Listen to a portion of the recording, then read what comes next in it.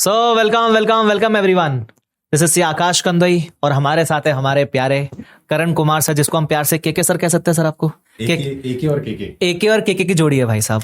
तो इस वीडियो में मैं बताऊं, एज अ स्टूडेंट मेरे को सीए इंटर में लॉ ने थोड़ी तकलीफ तो दी थी, बाद में मैंने संभाल लिया था, बट तकलीफ दी थी। तो मुझे लगता है ये सब्जेक्ट इनिशियली जब बच्चा पढ़ता है तकलीफ उसको भी दे सकता है।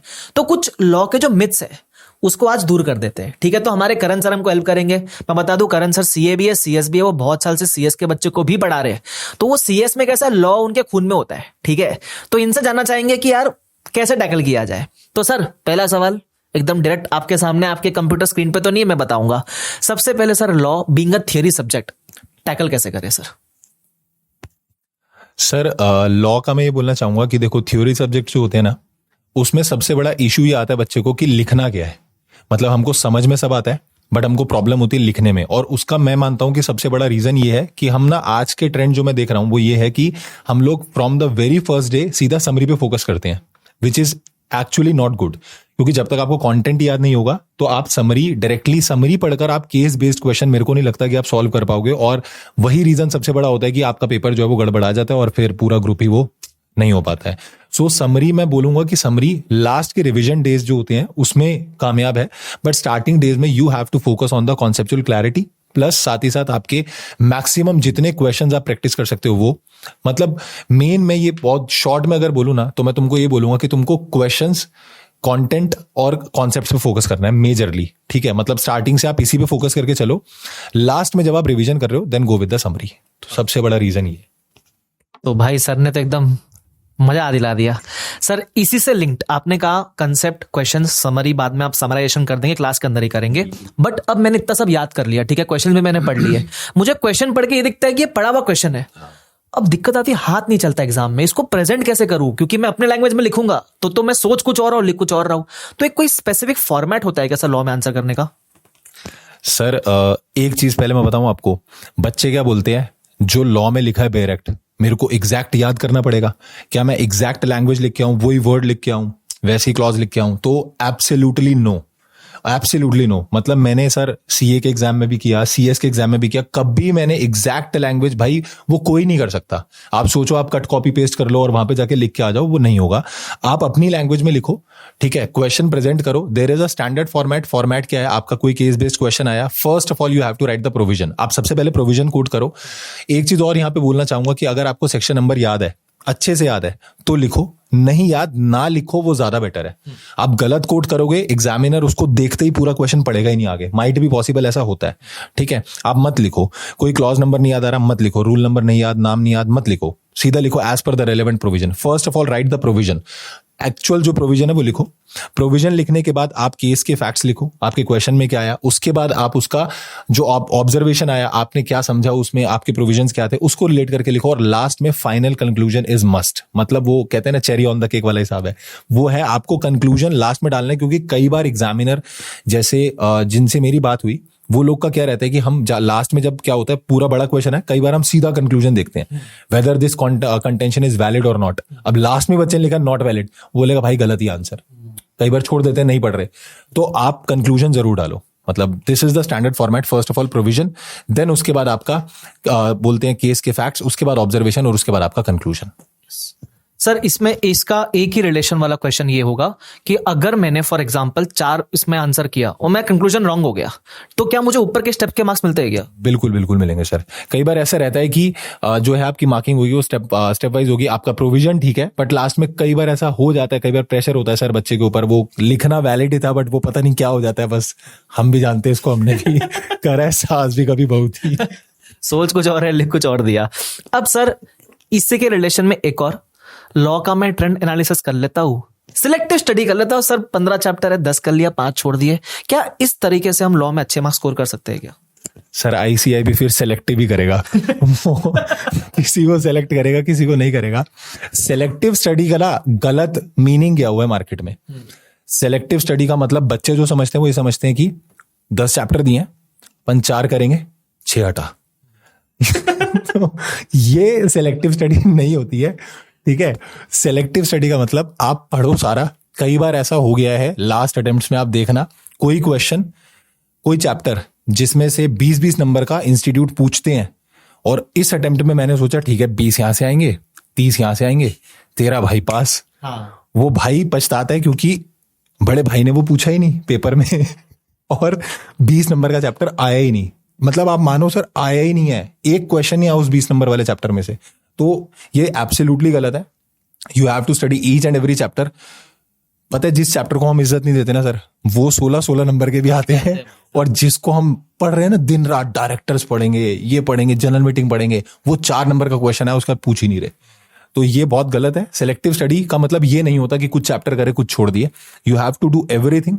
आपको सारे चैप्टर करने हैं, कोई चैप्टर छोड़ना नहीं है और हर लाइन पढ़नी है, हर कॉन्सेप्ट पढ़ना है। कुछ नहीं पता इंस्टीट्यूट कहां से क्या पूछ ले, ठीक है। और मुझे सर इसमें ये भी लगता है कि आप पढ़ो सारा, ऐसा पॉसिबल है आपके शायद एक आधो टॉपिक थोड़े वीक हो, बाकी स्ट्रांग हो, दैट इज ओके। बट ये नहीं कि छोड़ ही दिया आपने, एटलीस्ट कुछ तो आंसर कर पाए उसके अंदर। आपके पास कंटेंट रहेगा, एटलीस्ट ये रहेगा कि भाई कुछ तो लिख सकता हूं, बस वो वाली बात हो जाएगी। और पेपर अपने को छोड़ना नहीं है वैसे भी कभी भी। परफेक्ट।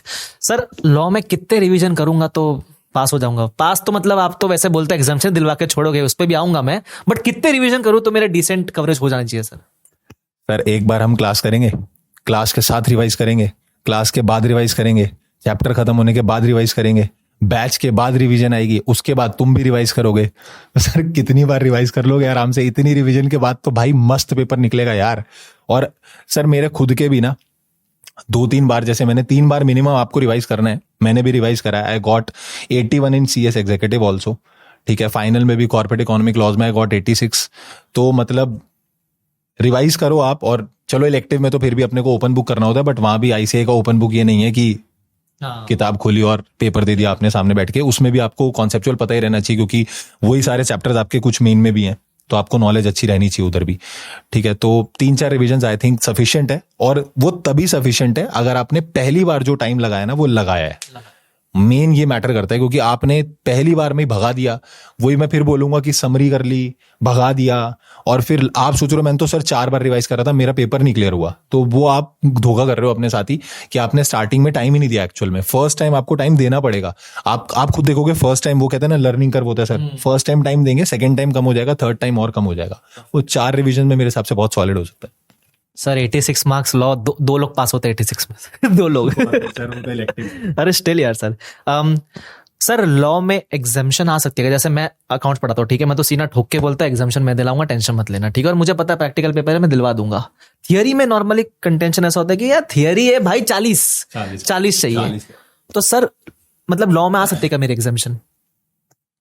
सर अपनी खुद की आई है कॉर्पोरेट लॉ में। CA इंटर में भी आई गॉट 64। और चलो मेरे को था इंस्टीट्यूट से, मेरे को मैं पेपर पे ना सर ऐसे कर लेता था, मार्क्स लिख लेता था, मतलब कि इसमें इतने मिलेंगे इसमें, और वो भी बेयर मिनिमम। चलो इसमें 5 वाले में बिल्कुल अधेड़ काटे, 3 भी काटे, 2 देगा बस। तो कर आके मेरे बैठे थे 73, आई गॉट 64। बट तब भी मैं बोल रहा हूँ एग्जामिशन लाना इज वेरी इजी। वो मैं बताऊंगा कैसे, और तुमको वैसे ही चलना है, ठीक है। तो इजीली एग्जाम्शन आ सकती है। प्रॉब्लम जहां पर आ रही है, फाउंडेशन में भी ये चीज देखी गई है बच्चों में कि लॉ का पेपर क्लियर नहीं हो रहा। उसका एक रीजन बताता हूं, क्योंकि लॉ सब्जेक्टिव है फाउंडेशन में, और फाउंडेशन का student is somehow 12th pass student. अब आप उसको लॉ पढ़ा रहे हो, वो कॉन्ट्रैक्ट एक्ट पढ़ रहा है, उसको कॉन्ट्रैक्ट एक्ट समझ में आया, बहुत अच्छा समझ में आया, फंसा कहां? पेपर में गया। अब बारी आई लिखने की, बस वो वहीं फंस गया कि मैं लिखूं क्या। सो वो क्लियर एग्जाम्शन तो वो सोच ही नहीं पा रहा ना, वो तो सोच रहा है मैं पास हो जाऊं, 40 आ जाए, मेरे तो 40 के बांधे हो रखे हैं इसमें, वो निकल जाए, तो वो खत्म हो जाएगा अगर तुम ढंग से पढ़ोगे। बहुत इजीली एग्जाम्शन आ सकती है सर। जैसे अकाउंट्स है वैसे ही लॉ है, वैसे ही टैक्स है, वैसे ही ऑडिट है, सब में 60 आ जाएंगे सर। 60 सब में आ जाए, ऐसे रैंक की आ जाए तो मजा ही आ जाए भाई साहब। तो ये हमारे करण सर ने बढ़िया मिथ्स दूर कर दिया सर। तो मैं बता दूं यार, करण सर बढ़िया, मतलब बंदे तो अच्छे हैं, तुम बोलो ना बोलो बंदे तो अच्छे हैं सर। वैसे आप इतने अच्छे बंदे, तो थोड़ा एक बताइए दो कि अगर सपोज मेरे को आपसे कुछ हेल्प चाहिए, रिवीजन वीडियोस वगैरह कुछ आप डालने वाले हो क्या? सर अभी सितंबर के लिए भी अपनी रिवीजन आ रही हैं। कुछ वीडियोस थोड़ा सा भी बीच में रुकी, बट अभी अपन डालेंगे। रिकॉर्डिंग में व्यस्त है थोड़ा सा, तो रिकॉर्डिंग उसके बाद करके डालेंगे अपन। और हर बैच के लिए ही रिवीजन वीडियोस आएंगी, चाहे वो सितंबर हो, चाहे वो जनवरी हो, चाहे वो मई हो। अब सारे ही अपने हैं, तो ऐसा नहीं कि हम सिर्फ सितंबर बैच के लिए लाएंगे फिर जनवरी के लिए नहीं लाएंगे। और इंट्रोडक्शन वाली वीडियो में भी अब मैंने तुम्हें बोला था कि तुम्हारे लिए कुछ बहुत बड़ा आने वाला है, और अभी तो आकाश सर भी सामने है, तो मैं तुमको दोबारा बोल रहा हूँ, हमने कुछ प्लान किया है, बट वो अभी नहीं बताएंगे अभी। तो मैं बता दूं, अगर कोई मई 25 का बच्चा है, नहीं पता, नहीं पता ना, मैं मई 25 के लिए बोल रहा हूँ सर। अरे मई 25, मई 25 बाद में बताएंगे। तो सर की रेगुलर बैच वैसे आ रही है, अगर आपको लॉ पढ़ना है सर से तो then you can enrol for the regular batch. मेरे से भी एनरोल कर सकते हो, मैं भी अकाउंट्स पढ़ाता हूँ भाई, ठीक है। अरे सर 12 तारीख से ना अपन अकाउंट्स का बैच भी लेके आ रहे हैं, लॉ का बैच भी लेके आ रहे हैं और एकदम मचा देने वाले हैं, ठीक है। सुबह लॉ, फिर टैक्स, फिर अकाउंट्स, बस तुम पूरा दिन हमारे साथ ही रहोगे। मैं तुमको बता रहा हूँ, कहीं तुमको जाने की जरूरत नहीं है। और कोई जा रहा हो तो भाई बोलो इधर आओ, इधर आ, मैं मिलवाता हूँ भाई से। तो बस मुझे लगता है यार, टीचर स्टूडेंट का रिलेशन से बेटर होता है छोटा भाई बड़ा भाई का रिलेशन, वही गाइडेंस आपको मिलेगी।